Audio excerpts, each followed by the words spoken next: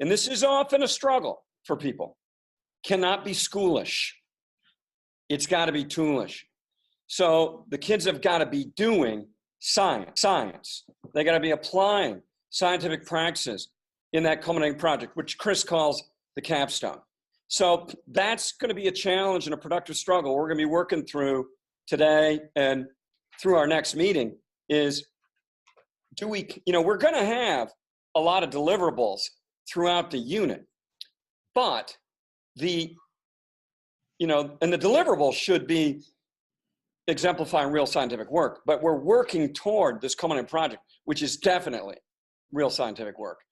And, ideally, like in our smart work and things like that, the teachers and students are collaboratively inquiring about certain things together, like about stormwater and that kind of thing. So it's somewhere your coaches are really going to push on you is making sure that this is authentic work, that what the kids do has value for the future science unit, for their future as citizen scientists, but also that it has value that can be applied to the world right now. So that's the real test. When Fred Newman talks about authentic intellectual work, he talks about it must have immediate application in that subject area and in the world. So that's a hard test. And, that's what we want to do. And that's what Chris is going to help us think about.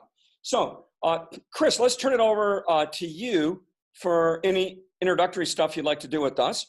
And then I know there are people who have questions and topics of conversation they want to pick up with you. Okay, well, thank you. Actually, I think you did such a great job that I could probably just go ahead and let you just do the rest of it. That'd be great. I'm going to go ahead and I'm going to try to share my screen. So we'll see how this works here. Let's see if you can see this.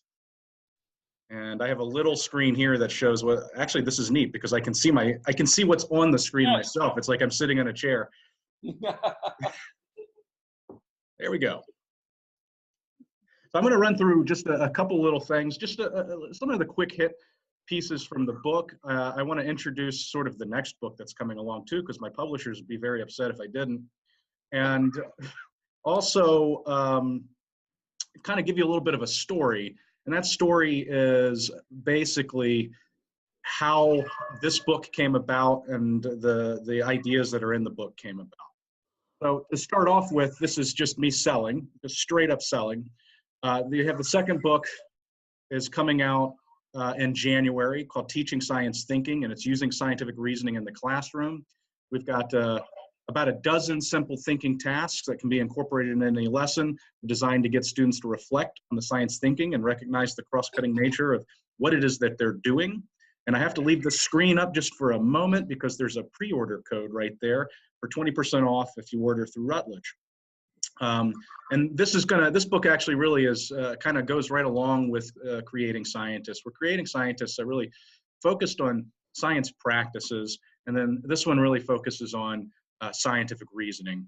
And scientific reasoning is just so woven into the cross-cutting concepts within the NGSS and woven really into any student's doing of science that it's critical that we really focus on the reasoning as well. And so, hey, Chris, by the way, we've got a couple people who are willing to write you blurbs. So I'm going to put them in. Wow. Okay. Sounds great. And is that Riley and Aaron? Anybody else? Jasmine, Kalinda. Okay, you got 4 people who are willing to write blurbs. There we go. And see, their pre-order code is just, it's 100% off.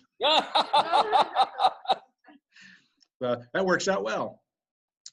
All right, so why scientific reasoning? Why science doing? And that comes down to this idea of what actually understanding means. If we want students to understand science versus just knowing science, knowing is only one component of understanding, where if we want a student to truly understand what's going on, they have to not only know the science, but they have to know how we know that the science is scientific, the doing that went on to determine that, that fact or that bit of content knowledge. And the science thinking really sort of connects those two things. And what we know from years is that this is sort of what teachers think is important in a class.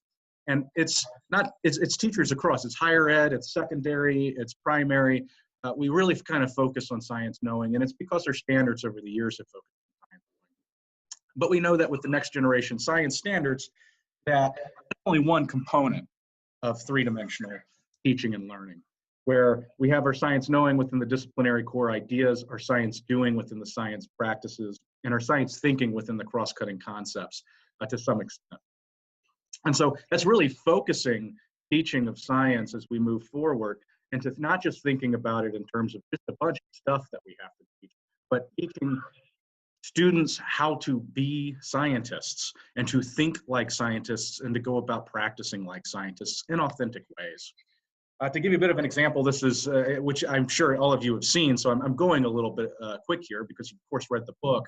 This is an example from physical science in middle school, one of the performance expectations.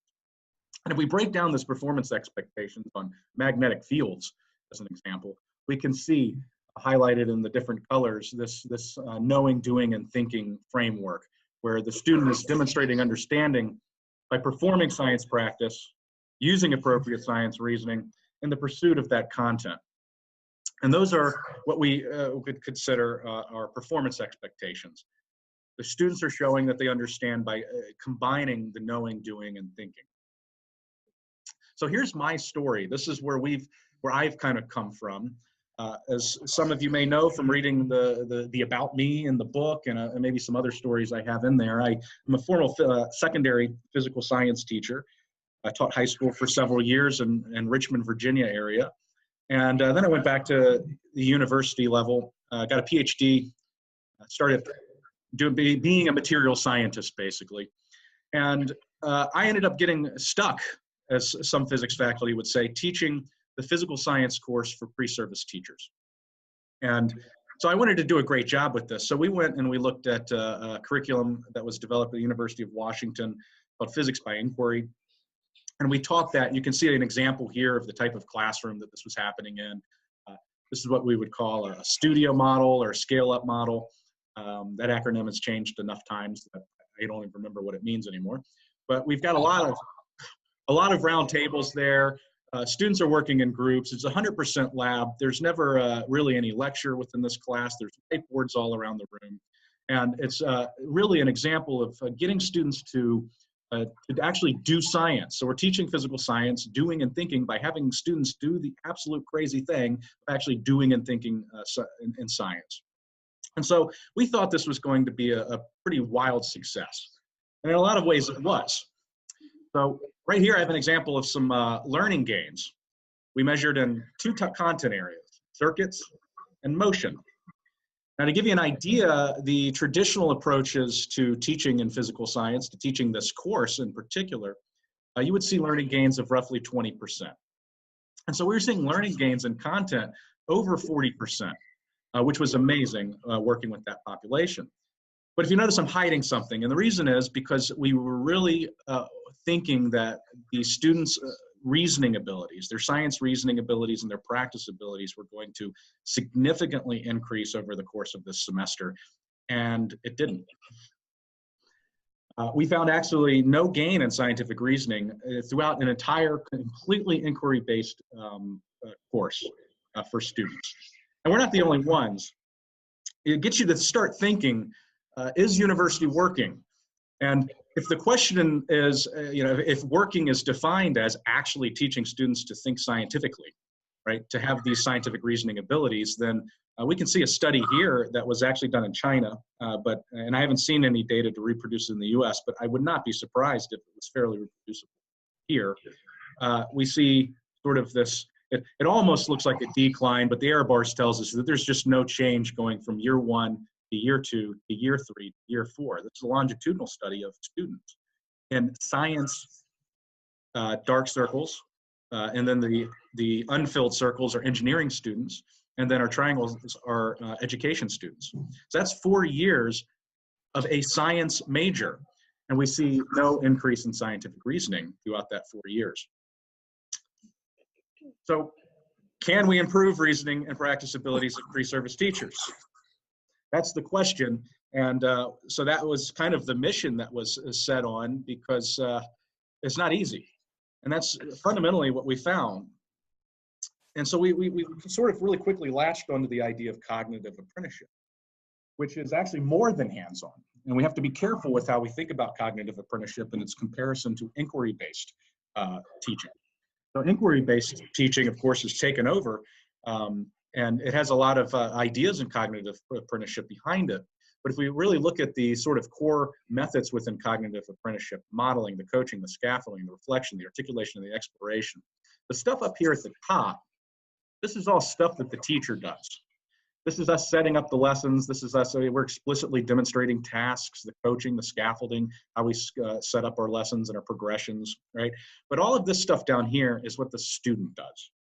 And really getting the student to reflect and articulate, and then to get into those explorations that we're calling capstones or authentic scientific explorations are really key. And we found that it's these three things down here at the bottom that the student does that has the largest effect on whether or not the student is going to be good at scientific thinking and doing by the end of the experience. So we go through the literature, and you saw some of this in the book. We found about 9 of these different sorts of things that really good science instructors seem to do. When you go into classes where students are having a lot of success, we'll see these sorts of 9 ideas, and this is what bubbles up in the literature. And I really just kind of framed that into 3 little chunks: be explicit, be reflective, and make it count.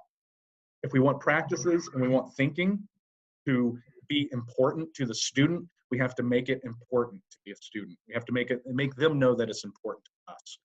And by that, I mean we have to be explicit about what it is that we are doing. We are working on these practices. We're using these reasoning abilities. We have to be reflective. The student has to sit back and have an opportunity to reflect on what they did. And the key, the last one here is super important. We have to make it count. And I'll talk a little bit about that here in a second. But if our tests don't reflect what it is in the ways that we're teaching, then the students will rightfully learn towards that test. If we're asking them a lot of content-based questions on a test, then they're rightfully going to focus on the content over the process during the class time. And so some other things from the book that again, I know we've looked at. This is sort of the other types of things that we've tried to incorporate into that pre-service teachers course, was looking at not just learning the science, but also some of the pedagogical content knowledge. We're not just science lessons, but how do we go about building science lessons from the standards? As you are probably well aware with the Ngss, we have a very small number of performance expectations. For example, that one that I was talking about on magnets, you can't just design an activity for that one performance expectation. We have to think about an entire progression about how we can get a student there. And that really gives us the opportunity to weave the practices and the thinking in and out throughout, and not be confined to just those specific performance expectations. In fact, we can't be. So here's an example real quick that you would have seen in the chapter 3 of Creating Scientists. I actually go into a great deal more detail in teaching science thinking on this progression in particular, where we start off with the students going through taxonomies, right, developing a field model for magnetism, all the way up to using that field model to make decisions, really getting into that performance expectation. And it takes all of that before they're able to actually understand. As I was just saying, this idea about making it count. So we really learned that the exams make a big difference in whether the students are going to focus on the reasoning or the practice abilities that we do within the class, because what we're doing with their exams is we're signaling value. We're telling the students what it is that we find as instructors valuable. And when we went back and we looked at our old exams and we analyzed them, because we weren't seeing any gains in reasoning, what we found is that 88% of the exam was made up of content. 12% was focused on practice and reasoning. And so I love this quote from Rick Stiggins. It says, students can hit any target that they know about and that holds still for them. And so the target that we set for our students was content focus. So we end up getting these sorts of student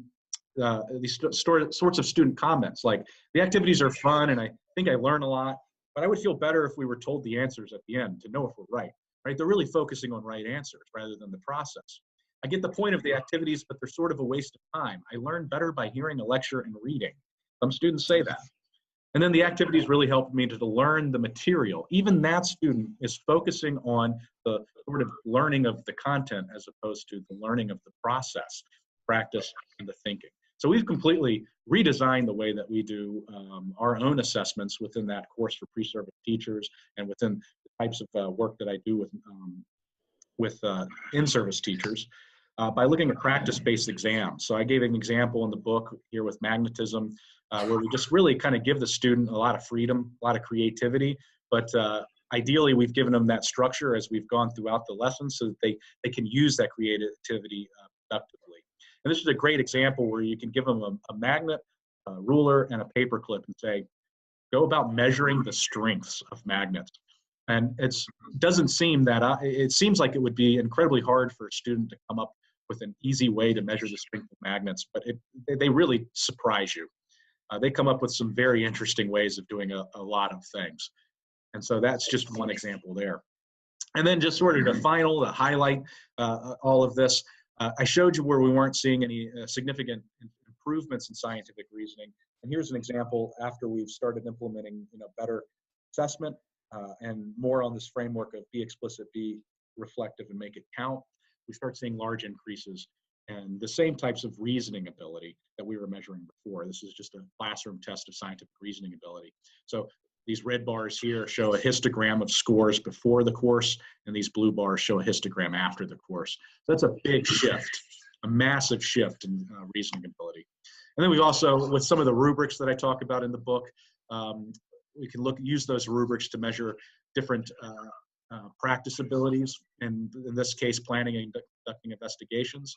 So we really see some big increases in patterns, pattern recognition being a big one, identifying shortcomings within being critical about what it is that they're doing, and then the isolation of variables. And that's sort of the end of my little bit of a discussion there. So I will stop sharing that.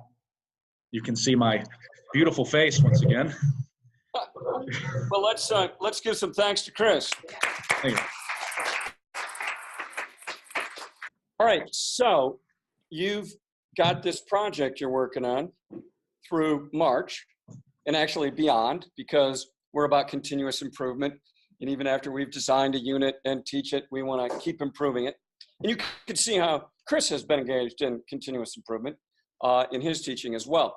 So given that this book is going to be a touchstone for us in our unit design, and given the necessity of positioning students as scientists and us, we need to position ourselves as teachers, as people who do science and collaborate with kids in doing science.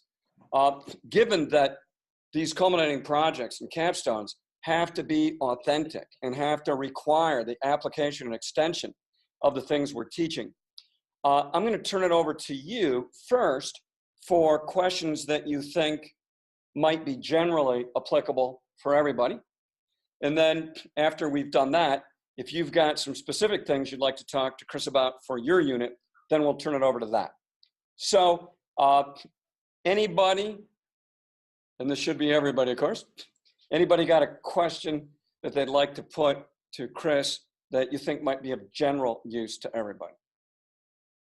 Okay, Jasmine, why don't you come up here? You can sit in the chair and talk to Chris. And then whoever's next, come and sit here. And if there's somebody else, you can sit right there. And that'll show us that we have people ready to talk to Chris. So you can introduce yourself. Hey. What you do. I don't know if you can, I can't see a picture on here. So this is. No?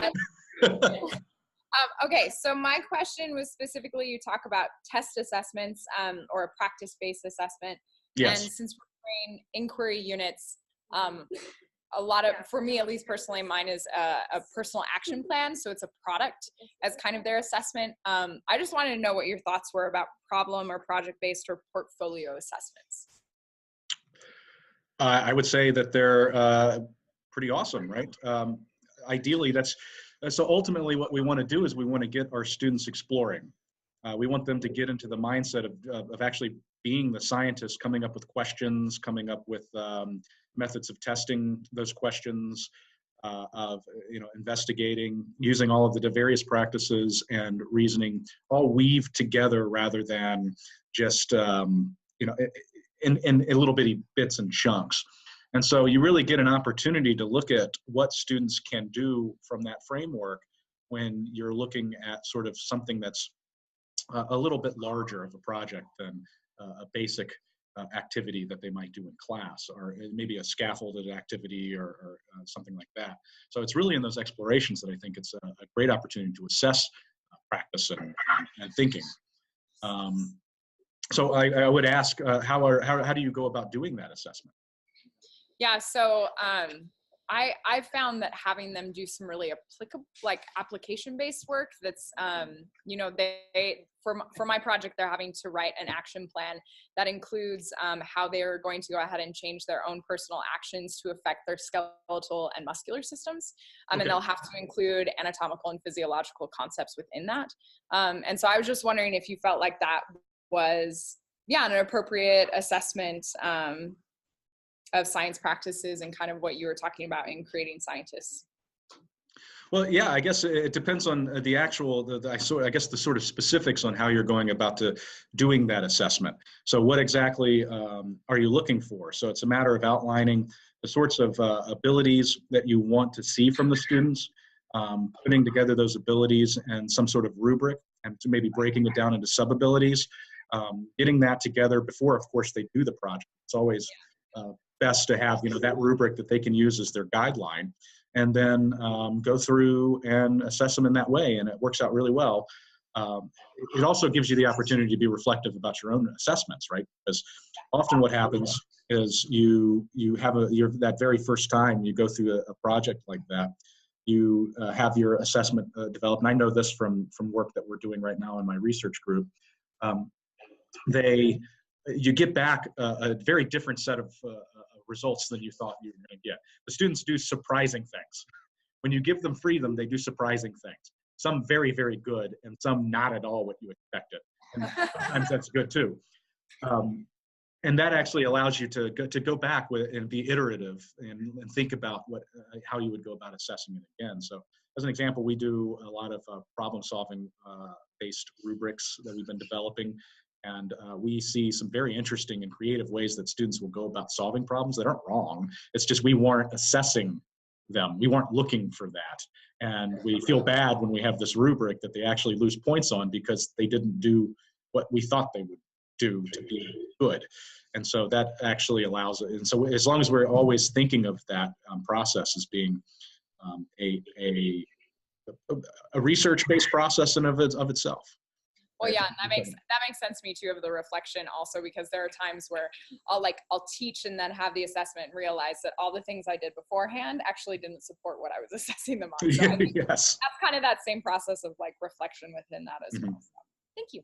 All right. So I just want to uptake and say, what Jazz and Chris were talking about really was that Stiggins quote, which is the students need to know very early in a unit what's their deliverable, what are they going to make and do, and what are the parameters of expert performance. And they were also talking about continuous improvement, right? That, you give it a shot. You see how it goes. You learn from the students how you've got to refine and revise your rubrics or your teaching and apprenticeship to get them to that point. So as we all know, teaching is complicated, but we don't want to be the teacher who didn't teach 35 years. He taught 1 year 35 times. We want to keep getting better, So that was a very rich conversation. But when you're thinking about your coming projects, you better be thinking about what are the criteria, what are the parameters of a rich performance, because that's going to guide your teaching and it's going to guide the students. And you can see from Chris's research how important that's going to be. All right, turn it over to you, Lauren. All right. Hi, Chris. Hi. Good morning. So y'all looking at a blank screen when you come up to the... Yeah, there's nothing there, so it's kind of like, there we go. So my content partner and I, we are actually here together, so it's really nice. We actually have a similar question. So you talk about how a key feature of NGSS is content progression, so from K through 12. We were wondering how that applies to the cognitive apprenticeship You talk about how you start with modeling, coaching, scaffolding, exploration. And I literally wrote down in my book, would middle schoolers be ready for exploration, or am I just scared to let them try? So I just want to have a little conversation about if like sixth graders are ready for just designing and implementing their own science practices.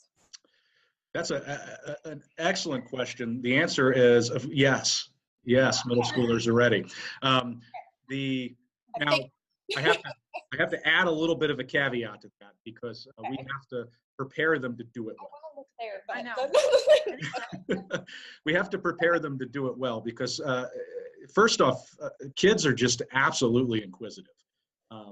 Elementary school kids, middle school kids, they're sort of doing science throughout the course of life. They're always trying to figure out how the world works. They're coming up with models. They may not be doing it in a formal way, but they are doing it constantly. They're building mental models about the world around them. And so they have sort of these processes built in, that whether or not they're well structured or not, a different question.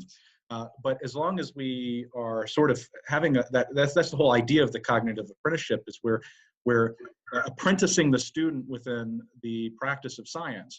And so they're learning those abilities as they go through the scaffolding. It's not so much that we're scaffolding the content, which of course we have to do as well. We're scaffolding those abilities. We're scaffolding their abilities by, modeling the abilities, the science abilities, modeling how you would go about designing an experiment, modeling how you would go about hypothetico-deductive reasoning process on how would you test a hypothesis. All of that is something that we model and then slowly bring back, take away that scaffolding. And it's pretty surprising what they will do. Okay. And I have worked directly with middle school students. And it's amazing what happens when you give them some freedom. Now, I have had the benefit of working with middle school students where I've had no expectations about what happens after the work that I've done with them. So we had just immense freedom, which you don't get. But when you have that freedom and you just let them go off and play and just see what happens, they really shock you. All right, cool. So I would say that they're ready, and in some ways, even at the primary school level, there's some readiness there as well. We just have to be careful about the sophistication, obviously, because of the way the cognitive development works. But in terms of, I think the NGS does a pretty good job of that in terms of making sure that the practices are applicable, are doable by that age group. All right, well, thank you. All right. So, of course, I want to update again. I think the conversation was about zonal proximal development. What are the kids capable of doing next? And what do we do to prepare them for success and apprentice them to success? That's the P and the O of empower. How are we priming, activating their prior resources and interest? How are we orienting them, purpose, payoff, where we're going? And then how do we walk them through? And then the next thing, of course, is you can extend. But you have to have your resources, you have to be oriented, you have to have been taught some new things to be able to use that learning in new ways. So, it's a Vygotskian insight that it's a very growth mindset, very dynamic mindset, very future-oriented view that every child can learn the next available thing if they get the proper assistance in a context of use. So that's what our units have to be about. How are we activating those resources and giving those kids that context of use, that situated cognition, and teaching them new stuff, and then giving them those invitations and support to apply it in new ways, extending it. So it's really consistent with what we're doing. All right, Kalinda. Hi, I'm Kalinda. Yeah, that is strange.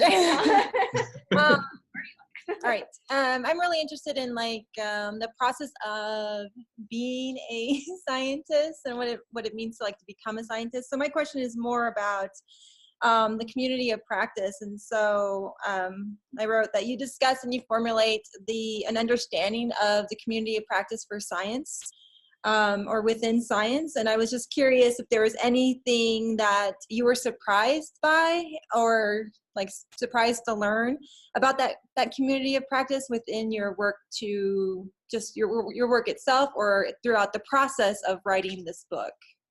So thanks. Yeah, actually, that is probably an area where I got to learn the most from writing this book. It's one that I actually had to sit down and probably do the most research on, because a lot of the book came from just years of work that we've done within my group and working with teachers, pre-service teachers, in-service teachers. And so we had I had a pretty good idea about how that would flow, but with the communities of practice, that was the one that I had to really sit down and learn a good deal myself, because if you actually look at, say, a community of scientists, a realistic one, like actually scientists doing science, there's oftentimes some of those best characteristics for community of practice aren't necessarily there. But the really good, strong scientific research groups, they are, and you can see the difference. And so, let's see, I guess I have to think back. What exactly was the question again? Just if there's I got lost. Oh, sorry. If there's anything that surprised you to learn in that work that you did, it's like that's. I guess you said it was the most. You did the most work there. Is that? Yeah. Thinking through the community of practice, was there anything that's like, well, I didn't realize that was part of that culture, or part of that way of being, or was everything that you learned kind of in alignment with maybe even how you practice? Yeah, actually, I probably do a little bit better myself at practicing and working within groups and communities based off of that work. Putting together, like as an example, there's a bit of a dynamic when you're working with teacher groups, as an example. So me working with a group of in-service teachers would be a great example of where, I maybe can help facilitate a community of practice within my position at the university. Right. It was more about me learning that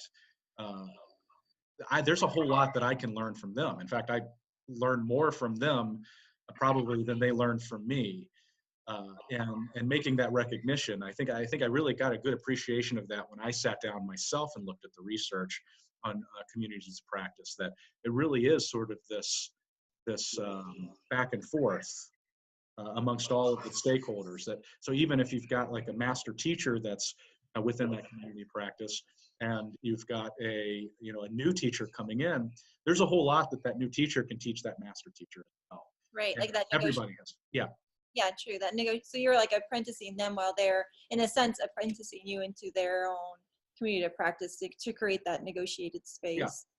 And when it gets into the classroom, it's similar. And so it goes back to that other question. So would middle schoolers be ready, as an example? They do a lot of really surprising things that really just amaze you. So I'm trying to think of one example. There's this great example that we had where we had this little spinning tube. And so it was a little spinning top, and it would pop up and it would spin around and rotate kind of like this.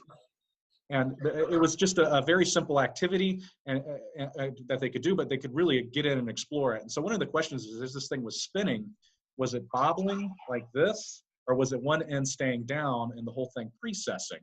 It was hard to see that because it was going so fast. And so one of the student groups decided to take it and dip it in paint on one end. And they came up with a hypothesis that if they dipped it in paint, if it stayed up in the air, then it wouldn't trace a circle on a piece of paper. And if it bobbled, it'd be tap, tap, tap, tap, tap, and it would trace out this circle on a piece of paper. And it was amazing. I never thought about that. I thought that that never came to my mind, like it would be something that they could do to answer this question. And that's an example of sort of that back and forth. And now I get to use it all the time as this great, amazing, thing. I'm a genius now, right? But it was really just a group of students that thought of that. And so I think when we go into the classroom and we approach it that way, as opposed to thinking about whether they're ready, it's whether or not we're ready to accept some of the crazy things they do. Because they have interesting ideas. And me coming from a physics background, students have very very interesting and sometimes wrong ideas about how the world works, but they're not completely wrong. And a good example would be, everybody thinks about Newton's third law, and you take a bug, a little tiny bug, and a big truck, right? And they smash. The bug loses. Everyone knows that the bug loses, right? Everyone knows that.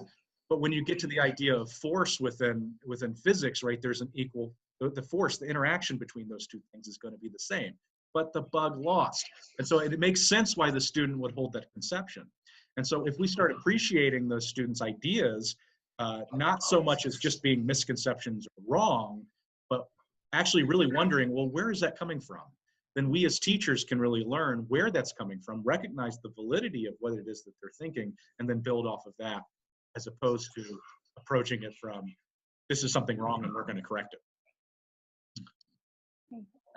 Thank you. Yeah. Two really interesting related ideas here. One about evolving conceptions, right? That misconceptions actually are working for the kids in some way and have to be addressed and built on if we're going to develop understanding. So that's a really, really powerful idea. And another is the Vygotsky notion that we have to learn from our students how to best teach them. And then, as Chris was saying, sometimes we get our best teaching ideas or even science ideas from the kids. That's a community of practice. I haven't read everybody's envisioning and mapping, but everyone I did read said that you wanted to create a community in the classroom, or a community of practice in the classroom, or collaborative capacity in the classroom. So everybody who has an envisionment that I've looked at, that's one of your values, right? You want to create a community of practice in the classroom. So I don't think you can do that unless you're doing authentic science, and unless you teach for those kind of things and support those kind of things. All right, Erin, leave it to you. So I'm Erin. Hi, Erin. I have a question about formative assessment. So I understand formative assessment we do instinctually oftentimes. And however, I'm wondering if there's a formula, like a prescription almost, as to how often and how we should be implementing formative assessment, and maybe even some resources that you could direct us to find quick formative assessments so that those results can be used immediately. And then also, once you have an formative assessment, you have that information and you have like a group of students who really understand something and another group, or it's just all over the place. How do you proceed from there? That's kind of my question. Gosh. Can you ask an easier question? I wish I could, but this is the one that I'm really struggling with. Like, how often do you formatively assess? And I know we do every second. I know that, but every second. we are that, but yeah, I get what you're saying. So, I mean, the answer I'm going to give you may not be great, or might not be all that terribly helpful. I don't know, because there is no formula, unfortunately. It's going to vary depending a lot of times, and I find this. It goes from population to population because they're very different. And then, like you said, you can have very different populations in the same room, and that of course always causes all kinds of issues.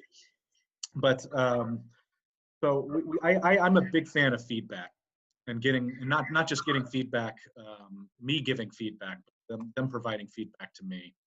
So I mean, I would do some sort of formative assessment several times a class. Now, if I think in terms of my university teaching, which can be very different from high school, middle school, there's not a huge difference from maybe high school, but there can be some differences. Because we have the logistical concern of having 200 students in a classroom and how to deal with that. But with with that teaching, the principles are the same. We're constantly trying to get feedback. So I'm a big fan of peer instruction or think, pair, share. We use these little, actually, I think I have one right here. We use these little cards like this, right? So I have multiple choice questions, right? We have these little cards that we can use to get very just instant feedback on sorts of maybe some concepts or maybe some ideas with practice and abilities or thinking, I can give them sort of multiple choice versions of that. I can get some very quick responses from people that are both give me some spatial, ideas about what's going on in the class. Maybe I can move some people together to talk about different things. We always do that. I'll say things like, find somebody you disagree with, convince them that they're wrong, right? And that works pretty well because I'm constantly getting feedback from the student about what's good and about what they know and what they don't know. In terms of practices, I'm just an absolute fanatic for rubrics because it's really difficult to assess an activity, actual process doing with a multiple choice question. It can be done. There's a group at Stanford that's building a pretty good database of questions for the NGSS. But in the classroom, really, that rubric is a pretty strong thing because it serves two purposes. It's an assessment that you can use both formatively and summatively, because ideally we want to use the same types of assessment methods that we do formative assessment with for our summative assessments. But it's also it's a guide for the student. So the student has a guide that stays fairly consistent as they go through. And so if we look at the abilities, so first place to look would be the NGSS's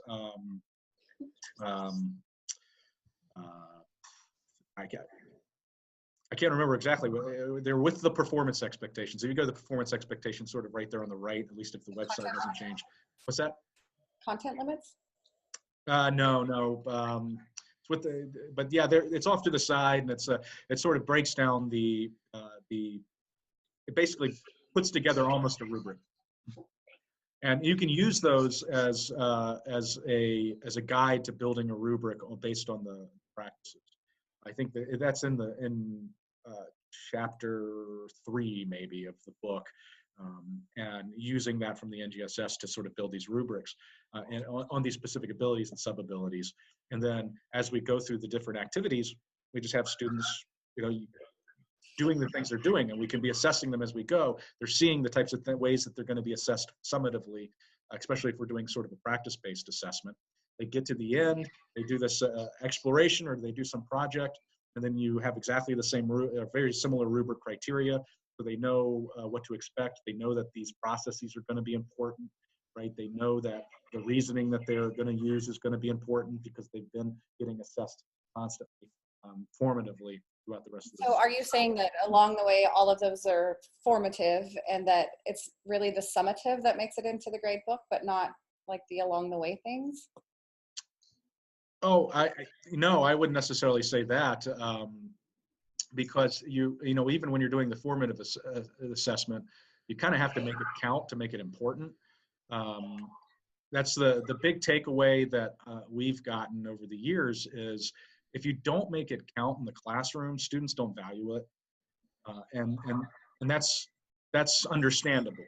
It's completely understandable for the student to not value it because you're saying when you don't make it count that you don't value it, right? And even if you're like just super explicitly clear constantly, I think this is really important. It's the most important part of the class, but then your assessments don't look like that.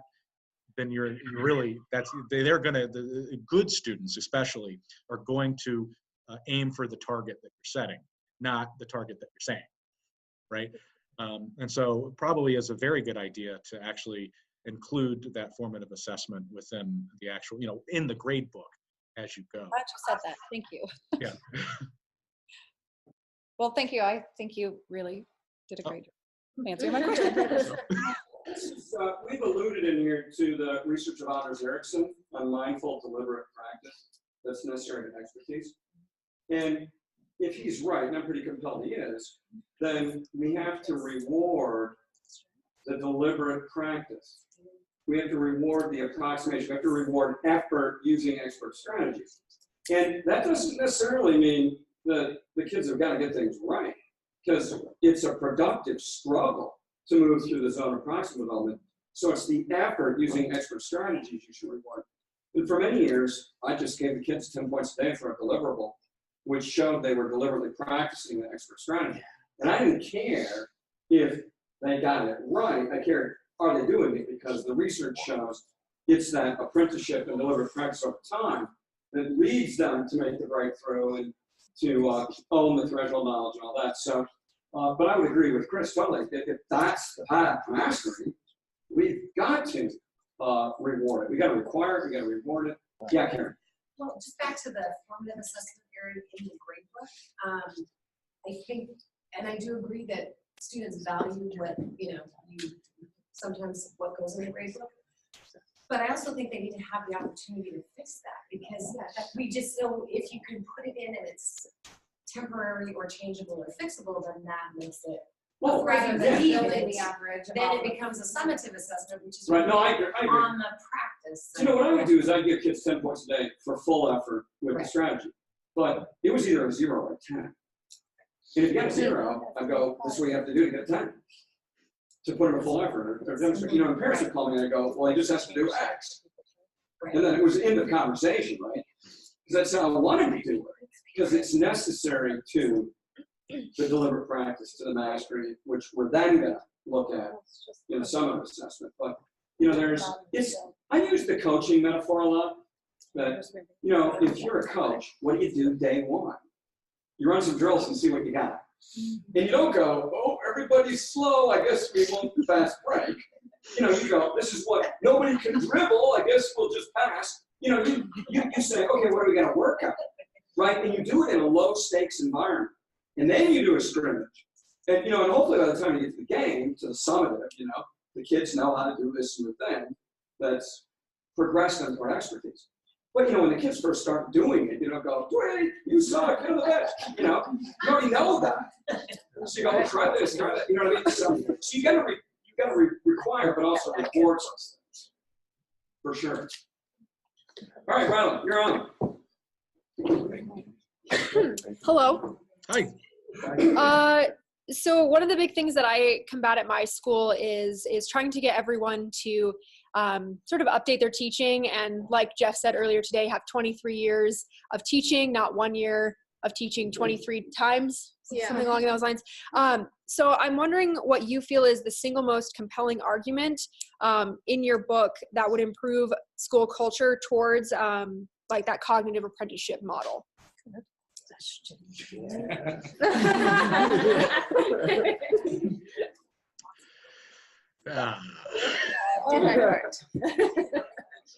So fundamentally, I guess we're talking about the diffusion of ideas. And that's a little outside of the scope of the book, unfortunately. It's one of the things that I'm struggling with myself right now within my position that I have here at University of Nebraska, Omaha. That's actually kind of one of the research areas that we're going into and looking at figuring out how to diffuse high impact practices at the university level, and then working our way down and figuring out how to diffuse those same high impact practices throughout the secondary and primary levels. What I can say is that education K through 12 is just kicking the university's butts. Just not even close. The implementation of high impact practices within K through 12 is far, far, far ahead of the university level. And so actually, I think it's probably, I think I might have a harder job getting college professors to think about teaching in a similar way. So I try to use data because my target audience is scientists, and you would be surprised by how little influence that can have sometimes, even amongst a population of scientists. But it is somewhat fairly effective. What it really turns out to be, and a little bit of the research shows this too, is structures are important. So you have to have an infrastructure that supports the type of learning environment that you want to have. And so for me, that would be, do I have rooms that are appropriate to do a studio type of environment, to have students, working together in teams, or am I sitting in a lecture hall with 200? And if that's the case, then what kind of structures can I build within that large lecture hall to get faculty to make it easy for them? It's the same thing down if you look at the K-12 environment or the classroom structures, the fundamental structures there. And then after that, it's a matter of looking at your change agents within the school. These are the people that are really just focused on teaching as a reflective practice that changes, that they learn from students, that they learn each year, that it's not the same class from day 1 to year 25. Those are, if you're in, some sort of powerful position, you can reward those change agents. You can make it known that these are the change agents within the institution, and those folks will start realizing that this stuff has some merit to it. You're doing something great, and the results will be be known, and other people will want to try to emulate that. It's not. That's probably that's hard. It's just plain hard diffusing ideas, especially with respect to education, especially with folks that have been educating for as long as Jeff, which is 1 billion years. Okay. Thanks, brother. Thank you. I want to do an outtake here as well, of course.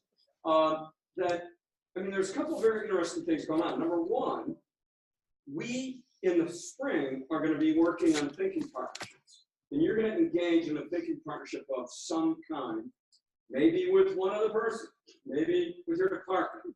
And of course, it's going to be to try to gear you up to do bigger thinking partnerships. But in a thinking partnership, you're basically trying to work with somebody else to transform participation, to do things differently. So we've got to think about that question Riley's asking. How do we encourage, invite, entice change? And two things came to mind as Chris was talking. One, I studied with Ken Zeichner at University of Wisconsin, and he's made his career out of what he calls the salience of the traditional, which is he studies why people keep doing the same damn thing that doesn't work, even when they know it. And it's basically because there are so many pressures toward the salience of the traditional. There's 42-minute periods, and the parents expect school to look at a certain way, and the kids expect that even if it's boring. And when you change things, there's going to be conversation, right? So maybe you've got a lecture hall. So there are these forces that militate against change. And what Chris is alluding to a little bit is the Daniel Kahneman research, Richard Thaler and Cass Sunstein.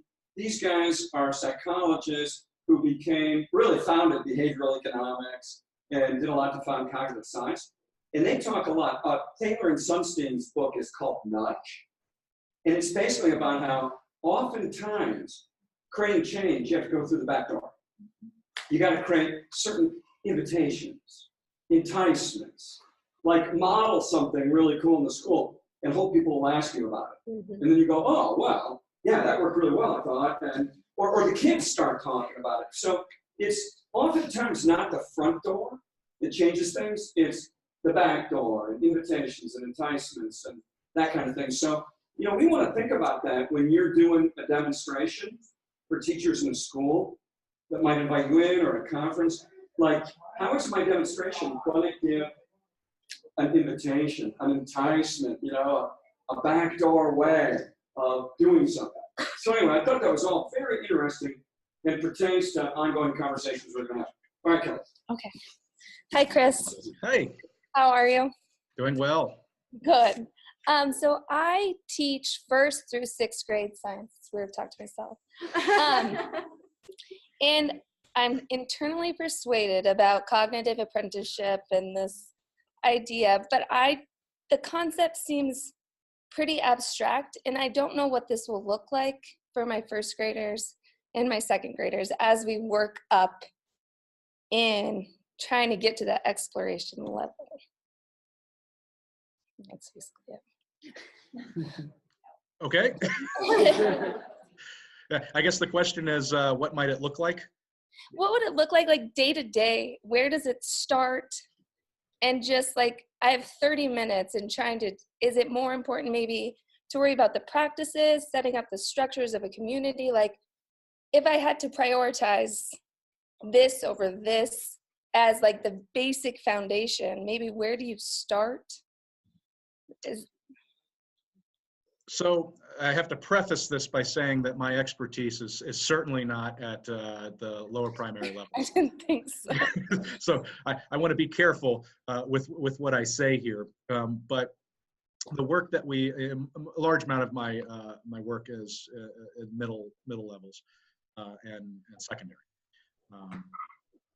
But I would take as an example, looking at the next generation science standards performance expectations and what we expect a student to be able to demonstrate. How do they demonstrate understanding at that level? And you'll notice that if you read them, they're designed well in terms of the abilities of the students at that age. And what you would see actually, and it's actually quite a bit of fun to walk into a classroom, and I have of course been into these classrooms, is you'll see fun, you'll see play. It's indistinguishable from play because at that age, kids are absolutely in love with science because that's an age where we're really just as humans trying to figure out how the stuff around us works. And so when we just allow them to do that, it's essentially play for them. And in a lot of ways, it almost doesn't look like learning, like what we would call learning, right? And that goes to those sorts of structures that Jeff was talking about, the sorts of things that, well, they're not really learning anything in the classroom because it looks like they're just playing, but in reality, they really are, because what the focus is on those sorts of observational practices. So just making observations about what it is that they're looking at. So they have some phenomena that they can play around with, being able to just articulate what it is that it is that they're seeing. That's really the foundations of science, and kids from a very young age can do that. Just as simple as observation. I think the key problem that a lot of people have is with the way that they may have learned the scientific method. So a lot of us think of the scientific method as this very sort of rigid structure where we have an idea and then we test that idea with experiments, right? But oftentimes in reality, scientists don't just come into something within this expectation. They don't know what they're going to find out. Most of the best discoveries in science are completely just by chance, and the reason that happens is because there's this difference between inductive and deductive processes, and science is heavily inductive and deductive. Inductive in the sense that the fundamentals of science is just watching something and observing it and seeing what it does, and that's the best place to start off with at that age group, because instead of trying to get them into this more formal structure where they're really here's a hypothesis, how are you going to test that hypothesis, right? That's a little bit more challenging, but here's this thing, play with it, what do you observe, right? So then when do you think those more formal practices are like developmentally ready? Like third grade, fourth, like it's, I'm just that's happening in the higher elementary school grades. We really start seeing this sort of more formal development of those abilities probably right before and right during middle school. And again, the performance expectations of the NGSS would reflect this. You're going to see a lot of a student demonstrates understanding by observing, in the elementary levels, and then you'll start seeing more, a student demonstrates understanding by planning and investigation, as you go more into about fourth, fifth grade up into the middle levels. And then as we go into the high school level, it's the same thing, except it's just getting more sophisticated with the content, with the tools, the tool set. The practices themselves are the same. It's the skills that might be slightly different. They get more sophisticated with skills as opposed to abilities. And I make that distinction in the book between what we would call an ability and a skill. So I don't know if I answered the question, but I tried. Yes, you did. Thank you. Okay. All right, anybody else have a burning question that you're going to be really regretful you didn't ask? You're going to flagellate yourself tonight. Okay, Maddie, come on up. You got 2 more people then, all right. Oh, she's back. Can I go real quick? That's why I thought. Okay. You went. Hi, I'm Maddie. So I teach high school, and I have like the opposite question of Kelly, because it's like I start reading the standards as a high school teacher, and I feel like I know my content really well, but then I get super intimidated by, like, I was just reading some of the examples you put in the book, and it's like students will demonstrate using mathematical computations, and I'm like, oh my gosh, I don't even know what this means or how to implement it. So what advice or resources can you direct us to really kind of dissect those standards? It was obviously the first place is the actual website, nextgenerationstandards.org, I believe. And that goes into some pretty good detail, especially the appendices within there. So I would really just read it all the way through. But you're not alone, because there's not great resources. Okay. And I wish there were, because there's a couple of pieces in the NGSS that are massive changes that we don't have a lot of resources for. And one is the one that you highlighted, computational modeling. That's nothing that's been it's pretty much never existed in any state standards at most levels. It's not anything that's been within the educational programs across the country. I know that we don't focus on it in the types of courses that pre-service teachers would take within physical science, right? Because it's just not within our student learning outcomes. And not only that, but then the engineering component is another one that is just plugged right in there, but there's not a lot of resources out there. One of my colleagues here at the university, we keep joking about how he's about to be rapidly famous because he actually focuses on that NGSS and engineering, because there's very, very little.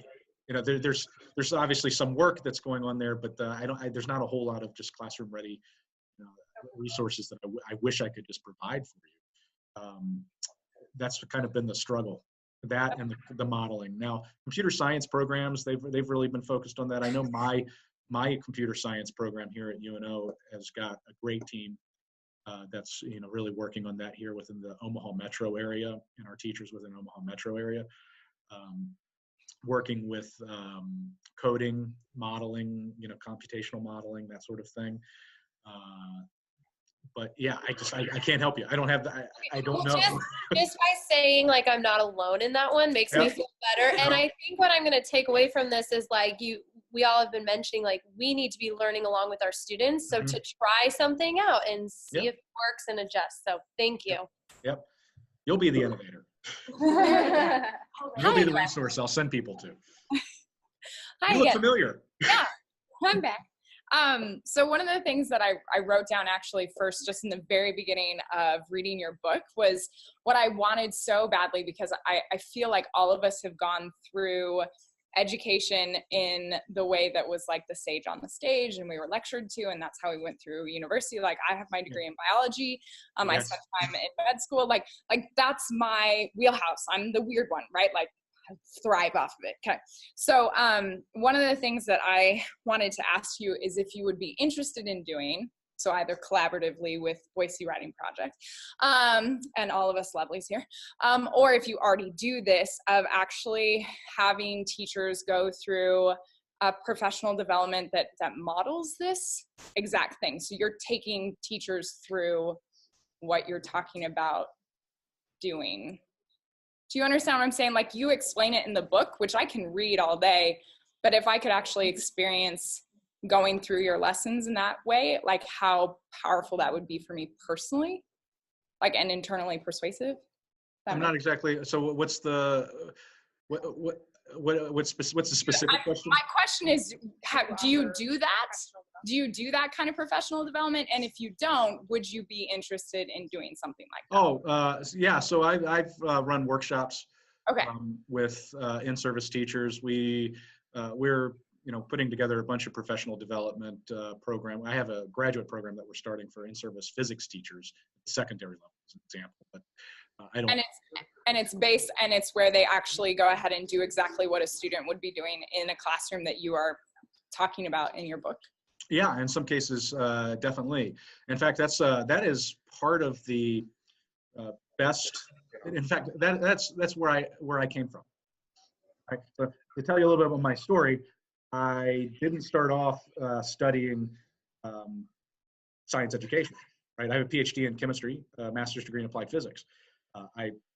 I was a material scientist, right, for a long time. I just had a background in education as secondary ed, and I thought it was important. I thought it was important that I knew how to do my job well, right? So I really got into learning about the science education. And what really kind of, I guess, sold it for me was I did a workshop with Lillian McDermott's research group at the University of Washington. And they did this workshop on their series called Tutorials in Introductory Physics. So this was me teaching a physics course for the first time, sort of. I'm at a new faculty workshop, and they're telling us all these great things. And we sit down and we go through this workshop, and you're sitting there in a group with just this huge number of PhDs, right, in physics, with this introductory physics textbook almost, but workbook, and arguing with each other. No, that's not what this means. It means this. Well, what if we think about it this way, right? We're having this argument with each other over introductory physics, right? And it was so cool. The other one was, that we're doing these like lecture demonstrations. So, you'd have this demonstration, and you'd ask the whole group what's going to happen. You have to make a prediction, and then you go through that prediction. You show the actual thing happening, and usually, again, sitting there with this massive group of PhDs in physics, everybody's arguing, right? And so it was a great experience. It was actually a wonderful experience to go through that process as the student, to see what it looks like as the student. And we do some of that. And now mine would be, the types of workshops that I do are in physical science. Both at the middle and high school levels, right? But you're right. That's the most convincing way, is to sit down and to be the student for a little bit. So you do that then? Yeah. Cool. Yeah. All right. So your work here is done for the moment, Chris. Thank you so much. Let's give it up for Chris. So, Chris, we're going to be doing an advanced institute in middle school, high school science leadership this summer. So I'll be in touch with you about perhaps getting you involved in that.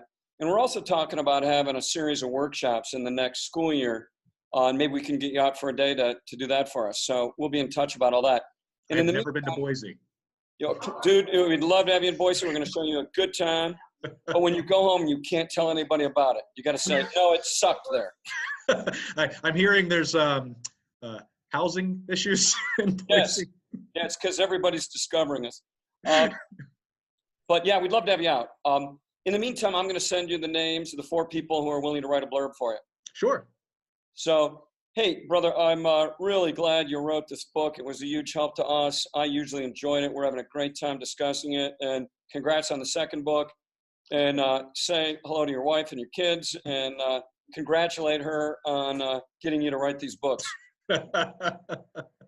Yeah. All right, brother. I don't know if you guys probably read the acknowledgement, but it's Jeff's fault. Yeah. I'm very proud of that. I remember that night very well. And I remember the full court press his wife and I were putting on him. Yes. And I was saying my life is easier if I'm not doing this. And you were right, but you helped us out, and a lot of other people too. So thanks. Just really appreciate your time today, and appreciate the book. One more. Thank you. All right, brother, we're going to turn you off, so thanks a lot. All right, bye, everybody. We'll be in touch. Okay, bye. Yeah.